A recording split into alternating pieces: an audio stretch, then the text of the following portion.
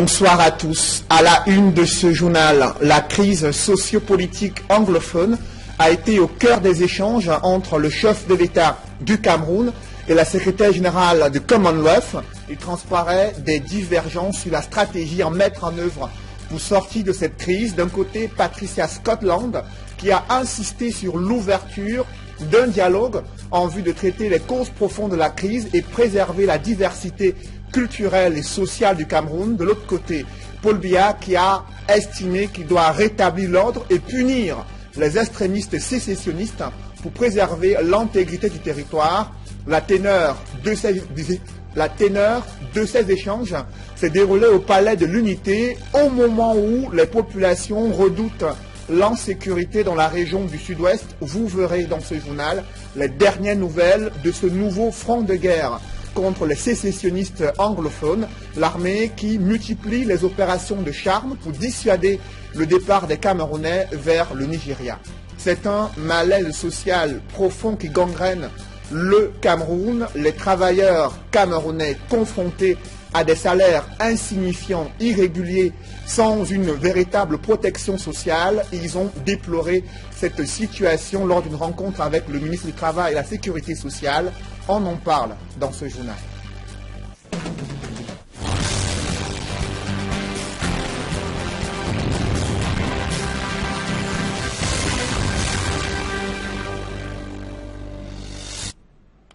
Merci de suivre cette édition complète de l'information sur Equinox Télévision.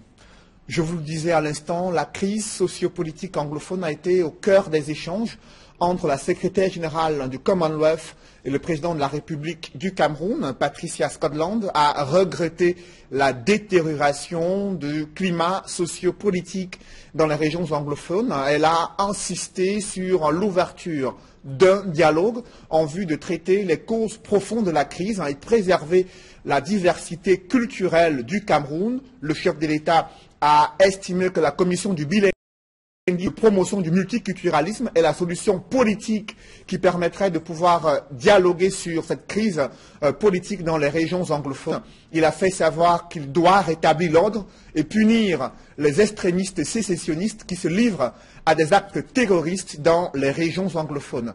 Compte rendu, Emmanuel Diop et Guy Zogo. Pour la véritable entrée en matière de son séjour au Cameroun, Patricia Scotland, la secrétaire générale du Commonwealth, a été reçue en audience par Paul Biya au Palais de l'Unité. Rien n'a filtré de cet entretien. C'est lors du déjeuner officiel qui a suivi que les premiers échanges publics ont été enregistrés, laissant deviner que la crise anglophone a l'entretien entre les sonalités. Sur cette question, dans son discours, Paul Biya a réitéré sa volonté de dialogue tout en se montrant ferme et déterminé à rétablir l'ordre et à punir les coupables des assassinats bien des forces du maintien de l'ordre. De son côté, la secrétaire générale du Commonwealth a exhorté à préserver la paix et l'unité, surtout à privilégier en toutes circonstances le dialogue.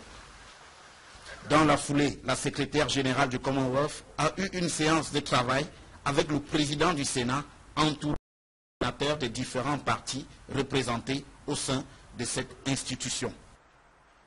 Well, it was a very great opportunity to talk to the President and to the Senators to see how many things we have in.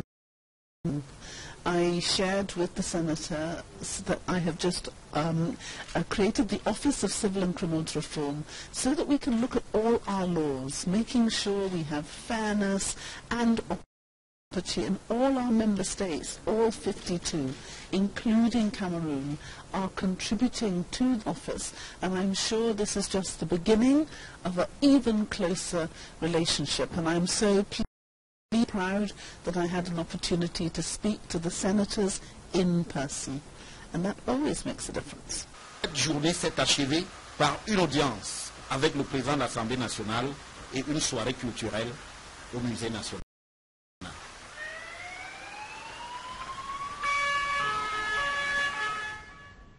Précisons qu'avant la rencontre et le tête-à-tête avec le chef de l'État, la secrétaire générale du Commonwealth s'est rendue au ministère des Relations opérations intérieures où elle a échangé avec le ministre, le jeune Mbela Mbela. Visite de courtoisie est prévue dans le cadre de son programme officiel. Et demain, mercredi, elle doit rencontrer des organisations de la société civile, notamment la CONAC et la Commission nationale des droits de l'homme et des libertés au Cameroun durant l'après-midi, selon le programme officiel de la secrétaire générale du Commonwealth. Et le ministre de la Communication, Issa Chiroma Bakari, a fait le point sur les récents affrontements entre assaillants sécessionnistes et l'armée camerounaise. Je vous propose de l'écouter. Il convient de rappeler que les terroristes avaient profité de l'avantage que leur offrait la forêt épaisse adossés au Nigeria voisin, créer des camps d'entraînement clandestins à partir desquels ils organisaient des raids visant des positions des forces de défense. C'est à ce niveau que les forces de troisième catégorie ont dû en action à travers des unités tactiques et mener des opérations de force visant à sanctuariser des zones exclues, à traquer l'ennemi et à sécuriser les frontières. Au cours de ces opérations, de lourdes défaites étaient infligées aux criminels sanguinaires sécessionnistes. Suite aux opérations d'entraînement ainsi menées, les refuges de ces hordes d'assassins ont été littéralement rasés et les villes précédemment pris en otage libérés du joug terroriste. Cette pression exercée va se poursuivre en s'intensifiant jusqu'à l'éradication finale de ce mouvement. Mais d'ores et déjà, les assaillants pris en tenaille par les dispositifs mis en place par nos forces de défense et de sécurité sont désormais réduits à des tâches d'attaque sporadiques menées à visage couvert et usant de perfidie. C'est l'une de ces attaques qui vient malheureusement de coûter la vie à 4 gendarmes froidement assassinés ce lundi 18 décembre 2017 dans la localité Kem, arrondissement de Yumodok, département de la Mali. C'est le lieu d'en appeler à l'avance de tous face au danger que présentent les manœuvres de désinformation orchestrées à travers les réseaux sociaux notamment et qui visent non seulement de démobiliser les consciences positives, plus grave encore, à aseptiser ou à absoudre une cause aussi abjecte que celle par des terroristes embusqués derrière des prétextes politiciens. J'ai suivi le ministre de la Communication sur ces récents affrontements entre assaillants sécessionnistes et la camerounaise. Une telle situation suscite quelques frayeurs chez les populations résidant sur le théâtre des combats du sud-ouest. La dégradation du climat sécuritaire pousse certains Camerounais à trouver refuge au Nigeria. Mais les Camerounais et autorités multiplient les opérations de charme pour dissuader les Camerounais de se rendre au Nigeria, rassurés sur les mesures de sécurité visant à garantir la protection des populations. Reportage Donald Brice Kamgan avec de nos correspondants dans les régions anglophones. Des éléments des forces de sécurité remettant des dons aux populations. Nous sommes dans l'arrondissement de Akwaya, dans la région du sud-ouest. Du matériel didactique pour les élèves, d'étal, des sacs de riz ou du savon pour les parents. La cérémonie se déroule en présence du maire, du gratin traditionnel de la localité. Une initiative du ministère de la Défense à travers la 3e unité du bataillon d'intervention rapide. Ces forces spéciales, entre autres, ont été déployées ici dans la région du sud-ouest avec la tournure radicale qu'a prise la crise anglophone ces derniers mois. Mais sur place, la présence des forces de sécurité n'est pas toujours bien été. Le don vise donc à renforcer le lien avec les populations locales. Ce don, pour nous, est un signe de fraternité pour davantage expliquer, faire comprendre aux populations que nous sommes là et que nous sommes prêts dans tous les domaines, le domaine scolaire, le domaine alimentaire, le domaine et beaucoup plus dans le domaine de la sécurité, de nous déployer corps et âme. Alors, elles ont eu peur, c'est normal, voir autant de troupes aussi bien équipées dans une localité aussi élevée. Mais depuis notre arrivée il y a 15 jours, nous avons commencé par une sensibilisation pour faire venir ces populations de là où elles sont réfugiées au Nigeria. Nous sommes au courant de leurs souffrances et Dieu merci, beaucoup sont en train de revenir comme vous pouvez le constater. La localité de Akwaya, dans le département de la Magnou, est à quelques kilomètres du Nigeria. Les populations sont nombreuses ici à la frontière, même nuitamment pour regagner le pays voisin. La plupart confient avoir tout perdu et disent craindre de sécurité. Everybody becomes run away because of just for their life. As this track don't fall, we don't run Nigeria, and so they are the refugees now. They suffer for hungry, no job, no bed. Il serait 5000 à s'être réfugiés au Nigeria avec les violences de ces derniers mois dans la région du sud-ouest.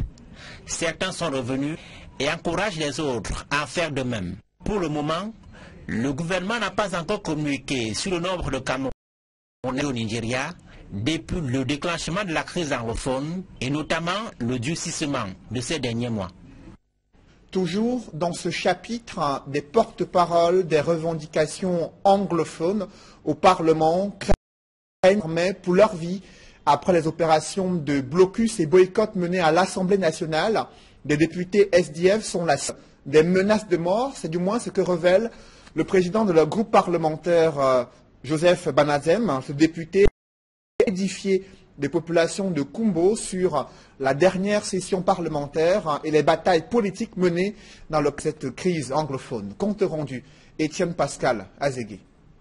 Quelques jours seulement après la session de novembre, l'élu du Social Democratic Front est rentré dans sa base à Kumbo, dans la région du Nord-Ouest, pour rendre compte de la partition du Parti de la Balance à la session qui restera à jamais gravée dans les mémoires comme étant la plus mouvementée de tout. Joseph Banazem reconnaît que ce qu'ils ont posé comme acte à l'Assemblée nationale n'était pas du tout pour amuser la vie.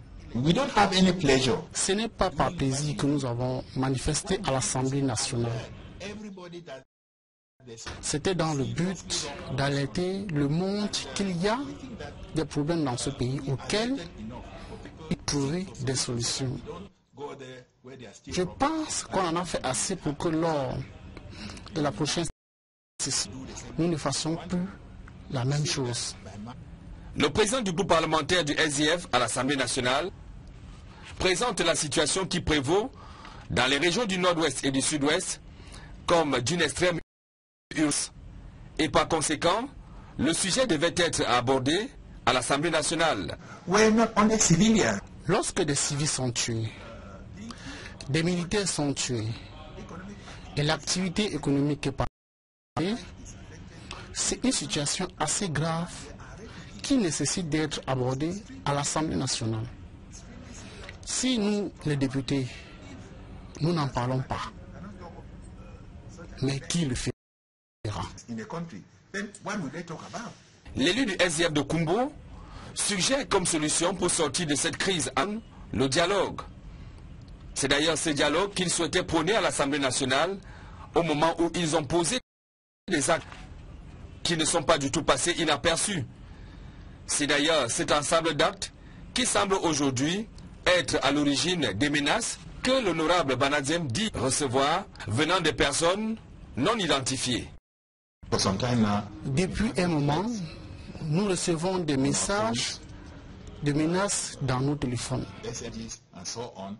Mais, menace ou pas, nous allons poursuivre notre action pour le bien des populations. Le Social Democratic Front, par la voix de l'honorable Banazem, espère que la pression parlementaire prenne enfin compte de leurs revendications. C'est le statu quo d'une autre crise qui oppose cette fois-ci la communauté urbaine de Douala et 10 délégués du personnel de cette institution. Ils n'ont pas toujours été réintégrés. Leurs droits sociaux sont piétinés au quotidien.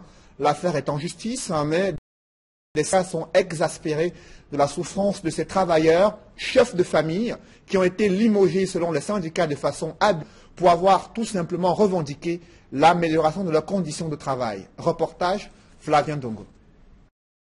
Les 10 délégués du personnel de la communauté urbaine de Douala, suspendus de leurs fonctions et de leur salaire, ne décolèrent pas. Ils exigent à leur employeur le respect de la loi en matière de travail. Nous voulons que la loi soit respectée. Si la loi qui est appliquée dit que nous sommes licenciés, qu'on nous licencie, on assume. Si la loi dit qu'on nous réintègre, on nous réintègre. On n'a pas à faire des choix. Nous ne sommes pas dans une république bananière où les hommes vont décider à la place des lois. Écartés de la structure depuis le 10 avril 2018, pour avoir manifesté au fin de revendiquer la couverture sanitaire de tout le personnel, ils ont été sévrés de leur rémunération. Bon, depuis septembre dernier, nous ne vont pas à l'école parce que nos familles sont clochardisées, pour la plupart nous sommes en location. Nous qui avons les petits-enfants de 6, 8 ans, nous avons aussi droit de leur donner une fin d'année heureuse, une fin de Noël heureuse. Nous ne pouvons pas. Le délégué du gouvernement auprès de la communauté urbaine de Douala, mécontent de la manifestation des délégués du personnel, avait alors introduit une requête auprès de la délégation du travail au fin d'obtenir la suspension définitive de ces derniers. La démarche du Dr Freeze Ntonentone butera à une fin de non-recevoir. Le ministre technique en charge du travail a demandé à M. le délégué d'appliquer l'article 130 alinéa 4 que lui-même a utilisé comme mesure conservatoire, qui stipule qu'en cas de refus de l'autorisation de ciment des délégués du personnel, le patron est en droit de les réintégrer et de payer leur salaire. Les négociations engagées auprès de la public pour le rétablissement dans leurs droits restent jusqu'ici sans succès. Et la souffrance persiste dans ces différentes familles. Avant de mener des actions pacifiques dans le but de faire appliquer le droit. Vous avez suivi la communauté de Douala, nous étions 4, vous avez vu un bruit. Et c'est la même chose qui se passera au niveau de la salle des fêtes. Approchés, les responsables de la communauté urbaine de Douala n'ont pas exprimé sur cette affaire qui est loin d'avoir livré tous ses rebondissements. Vous l'avez suivi, le malaise social profond au Cameroun, un pays où la majorité des travailleurs est confrontée à la précarité de l'emploi avec des salaires insignifiants et irréguliers, sans aucune véritable protection sociale. Les travailleurs abusés aux biens qui sont insatisfaits des réformes gouvernementales, jugées plus favorables pour des chefs d'entreprise. Pour cas d'esprit surchauffé, le gouvernement leur demande de croire aux vertus du dialogue social constructif et améliorer le travail décent au Cameroun. Reportage, Élisée Bokba et Marcelin Gansat. C'est la 15e fois que le comité de concertation et de suivi du dialogue social se réunit. Et pourtant, les acteurs syndiqués insignifiants, les résultats obtenus jusqu'ici, notamment en ce qui concerne l'avènement du travail décent. Il y a quelques années, le SMIC est passé de 26 000 à 36 000. Mais ces 36 000-là, c'était en dehors des indicateurs en matière économique. Parce que selon les statistiques de l'Institut national de la statistique, le SMIC devait osciller entre 60 et 30. Conséquence, le pouvoir d'achat des Camerounais qui est assis sur un salaire minimum de 36 000 est l'un des plus bas de la sous-région. La situation est tout aussi moins réluisante pour ce qui est de la protection sociale d'ailleurs. La protection sociale qui devrait être étendue à une certaine catégorie de travailleurs. Même si sur le papier on prend un arrêté ou un décret pour les y inclure, ça ne changerait rien. C'est d'autant plus que même ceux qui en bénéficient aujourd'hui, il n'y a pas dans la réalité un début d'application. Moi j'ai été fonctionnaire pendant 30 ans. Je ne reconnais pas un jour avoir bénéficié de cette protection sociale. Mais pourtant, le papier est clair. Et pourtant, des fonds sont utilisés chaque année. Mais ils vont où? C'est dire qu'il y a encore du chemin à parcourir. C'est d'autant que d'année en année, les revendications des masses laborieuses ne cessent de se multiplier. L'année qui s'achève a connu en matière sociale quelques soubresauts dans plusieurs branches d'activité, notamment le transport, la santé, les travaux publics, la manutention portière, les collectivités territoriales décentralisées, la culture et de l'éducation, marquées par des revendications des masses laborieuses sur l'amélioration de leurs conditions de travail et leurs conditions de vie.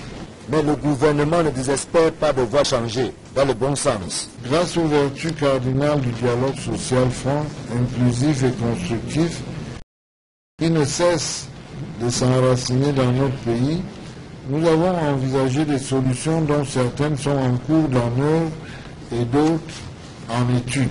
Aussi le ministre. Vous l'avez suivi, la grogne sociale et les tensions politiques pourraient prendre une ampleur incontrôlable en 2018. C'est une alerte du président central syndical du secteur public.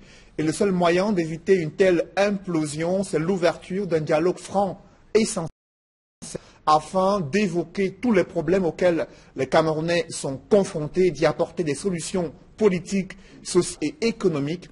À ce sujet, je vous propose d'écouter Jean-Marc Bikoko, président de la centrale syndicale du secteur public. Le gouvernement, une fois de plus, est impuissant par rapport au plan. Parce qu'il y a des entreprises qui décident de ne pas organiser les élections sociales sans que le gouvernement ait des moyens de contrainte. Et donc, elles auront lieu, elles vont donner les résultats qu'on aura, mais sans grand impact en matière de représentativité, ni pour les organisations des travailleurs, ni pour la sécurité, même les délégués du personnel. Parce qu'il vous souvient que même les délégués du personnel, qui ne devraient pas être licenciés, ont fini par les lier. Donc, cette année électorale pour nous, c'est un rituel qui va avoir lieu. Maintenant, les politiques, elles auront lieu, mais c'est dommage qu'elles aient lieu avant qu'un véritable dialogue n'ait eu lieu. Parce qu'il y a un problème au Cameroun que le chef de l'État devrait organiser un dialogue national inclusif pour que les Camerounais de 10 régions s'expriment et que les problèmes soulevés trouvent un début de solution. Alors les élections auront un sens. Parce qu'aller aux élections, élire de nouvelles personnes, on va lui donner un nouveau mandat. Mais s'il n'a pas pu résoudre les problèmes aujourd'hui, est-ce que c'est en étant élu, lui et les députés, que des solutions viendront? Donc nous pensons qu'avant les élections prévues pour l'année prochaine, qu'on prenne même 2 mois pour un dialogue national pour essayer de résoudre les problèmes qui sont aujourd'hui en instance.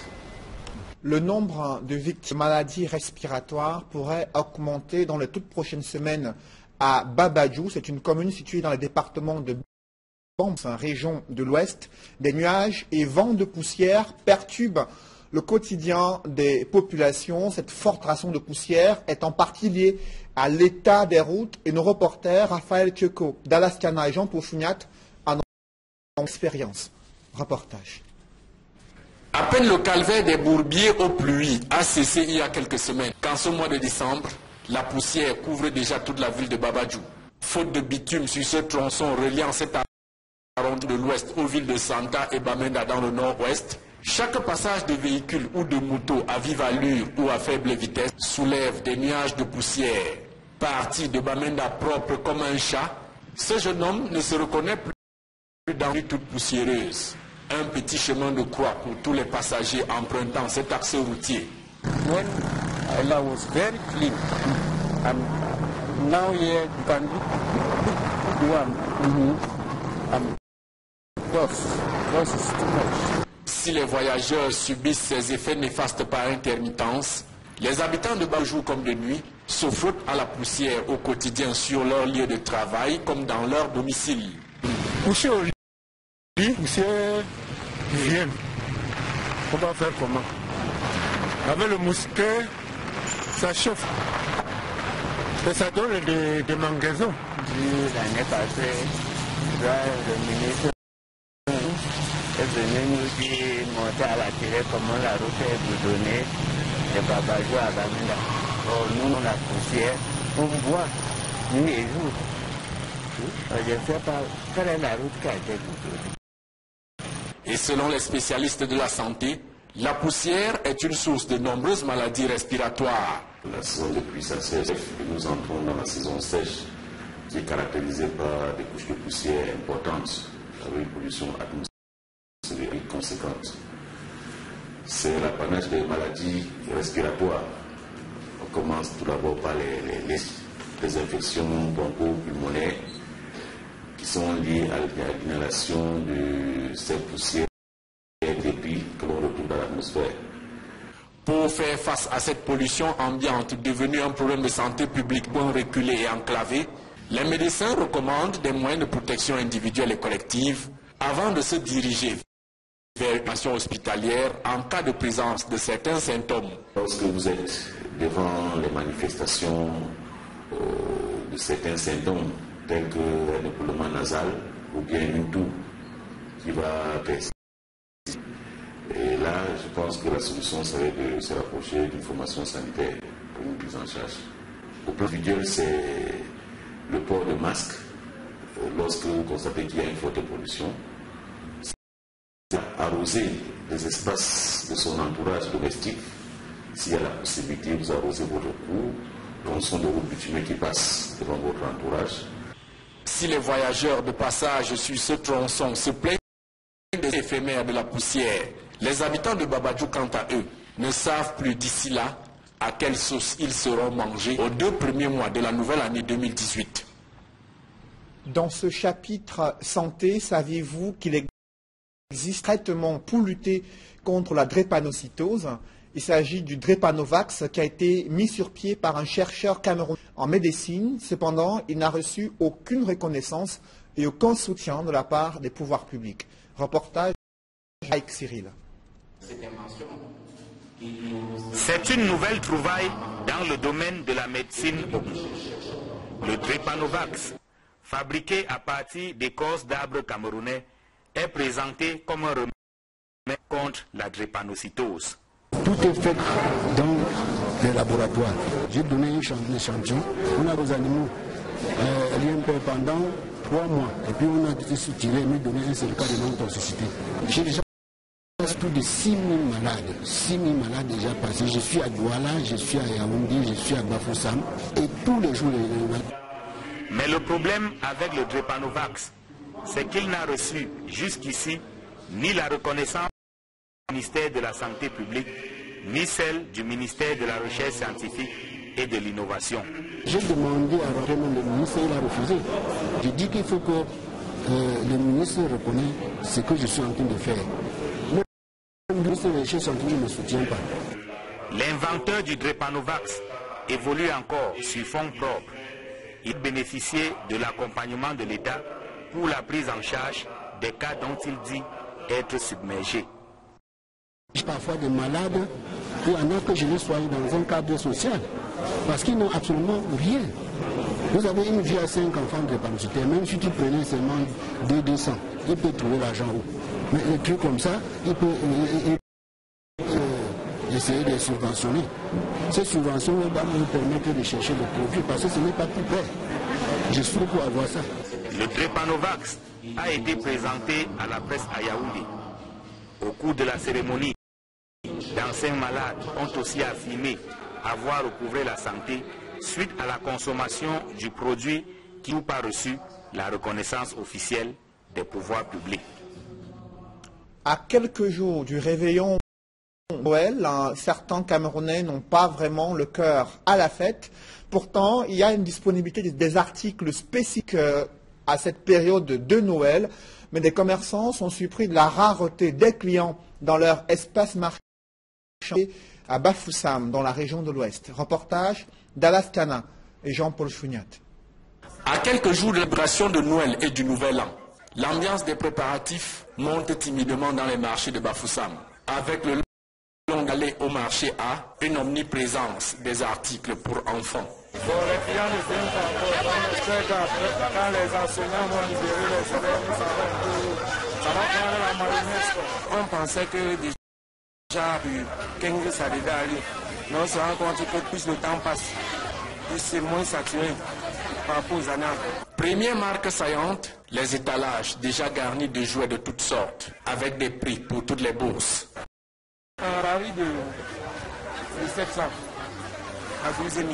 Donc ce sont les prix standards, de 700 à 12 000. Quels sont les jeux que les parents s'intéressent le plus? Les voitures, les poupées. Et en cette période, les parents font la ronde des étals de vêtements et chaussures pour leur progéniture. Ça, chercher le cadeau de l'enfant pour la matinée, c'est après-demain. Ceux du quartier, les hommes comme ça, pour ça. Parce que si les parents le prennent, ça est mieux par rapport à la banque. On cherche les chaussettes pour mettre l'enfant pour la fête de Noël, l'arbre de Noël à l'école. Les prix étaient un peu abordables par rapport à l'année passée. Pour ce vendeur de chaussures, arrivage pour toutes les pointures d'enfants, c'est ce qui manque le moins, même si c'est pas encore la grande influence. Alors si la chacun tout ça dépend des moyens. il n'y a pas de... Un client peut arriver au marché et dire qu'il n'a pas de tout. On a fait le prix à le monde. Le riche s'en sort, le pauvre s'en sort. J'ai tout le prix. Les fêtes de fin d'année, c'est aussi le moment pour les femmes de relooker leur coiffure. Le marchandage des mèches devient alors toute une histoire à raconter. Elle est venue avec l'intention d'acheter une mèche, une greffe brésilienne. Comme elle voit sur la tête déjà. On lui donne prix. Elle se rabat seule sur la greffe de 2000, 1500. Quand tu parles au salon, on a l'occasion de pouvoir à 500, parce que c'est très bien. L'instant d'un congé de Noël, nombreux élèves rentrent dans la danse des vendeurs à la criée pour gagner un peu d'argent pour les fêtes. Une tige de sapin comme ça, 500 francs. Les jeux de lumière, 800 francs. Je vends même 9 pièces par jour. Je peux bénéficier même de 7 000. Je veux vendre comme ça pour chercher l'argent. Je paye aussi mes habits pour sortir aussi quelque. Mais aujourd'hui que j'ai commencé le marché, bon, c'est fort, mais ça va aller. Si de nombreux parents tiennent encore le pas, fruits, jouets et vêtements à leurs enfants, les commerçants espèrent malgré tout faire de bonnes affaires avec une ruée attendue avant la fin décembre. Dans l'escale internationale, qui est le nouvel homme fort, c'est le parti au pouvoir en Afrique du Sud, Cyril Ramaphosa, étant syndicaliste et qui est à la tête de plusieurs minières. Il a battu l'ex-présidente de la Commission de l'Union africaine et se pose déjà en reformat de la nation arc-en-ciel lors de la prochaine élection présidentielle. On fait le point avec Gladys Sidier. Issu d'une famille modeste, Cyril Ramaphosa, homme d'affaires âgé de 65 ans, héros de la lutte contre l'apartheid, incarne l'espoir de redressement d'un parti qui est au pouvoir depuis 1994. Ancien syndicaliste reconverti en richissime homme d'affaires, il a promis de relancer l'économie du pays qui peine à sortir de la crise et de créer des emplois pour faire reculer un taux de chômage au plus haut à plus de 27%. Le vice-président sud-africain incarne l'art de redressement du parti au pouvoir. Il hérite d'ailleurs d'un parti miné par les luttes intestines après la gestion jugée désastreuse du président Jacob Zuma, dont le deuxième mandat a été marqué par une succession de scandales de corruption. Il lui reste désormais moins de 2 ans pour redresser l'image d'un parti à la popularité en baisse et le conduire aux prochaines élections en 2020. Un défi qu'il compte bien relever, lui qui a un temps été le dauphin pressenti de Nelson Mandela. Cyril Ramaphosa pourrait devenir en 2019 le nouveau président de l'Afrique du Sud à la fin du mandat de Jacob Zuma en cas de victoire de l'ANC aux élections générales. Les partisans de l'ANC, le parti au pouvoir depuis 1994, attendent de dire qu'il s'attelle au grand nettoyage indispensable à la survie du parti de Nelson Mandela. Publie reportage dans ce journal, c'est déjà la fête dans les supermarchés d'œuvres, conscients des difficultés financières des Camerounais. Les supermarchés d'œuvres ont effectué des réductions incroyables sur tous les produits agroalimentaires et autres articles. Même les vins et liqueurs sont proposés à des prix assez bas afin de permettre aux Camerounais d'agrémenter leurs repas durant les réveillons de Noël et de fêtes de fin d'année. Reportage. C'est déjà la fête. Supermarché d'Orf, dont les rayons sont habillés aux couleurs de Noël et de Nouvel An. Et c'est tout le monde qui trouve son compte. Le monde est concerné par les fêtes de fin d'année. Nous avons pensé aux tout petits à travers l'espace jouet qui nous accueille. Au moment même, nous avons pensé aux grandes personnes également à travers la grande foire au vin qui a commencé depuis le 8 décembre et qui va se poursuivre jusqu'au 1er janvier, histoire de permettre à toute la fidèle clientèle des supermarchés d'œuvres de passer des moments de bonheur. Nous n'avons pas oublié ces dames, car nous avons particulièrement achalandé l'espace cosmétique et parfumerie qui va leur permettre d'être toujours les plus resplendissantes.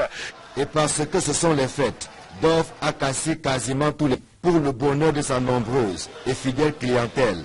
Il suffit par exemple de parcourir la cave pour comprendre que le client n'a jamais été aussi roi, avec des prix promotionnels défiant toute concurrence. Nous avons des vins que nous donnons presque gratuitement. Alors tenez, si je vous dis Vieux Pape, ce vin de renommée internationale, vous êtes offert Supermarché Dove, et dites-vous bien que chaque brique que vous achetez vous donne droit à une brique gratuite. Vous achetez un carton, vous recevez un carton gratuit. Vous achetez 10 cartons, vous avez droit à 10 cartons gratuits. Même si c'est 10 containers que vous décidez d'acheter, Dove se fait un point d'honneur de vous donner 10 containers gratuits. Il en est ainsi pour beaucoup d'autres vins, pour beaucoup d'autres produits sont en promotion. C'est la fête, et tout le monde trouve véritablement son compte dans les supermarchés Dove.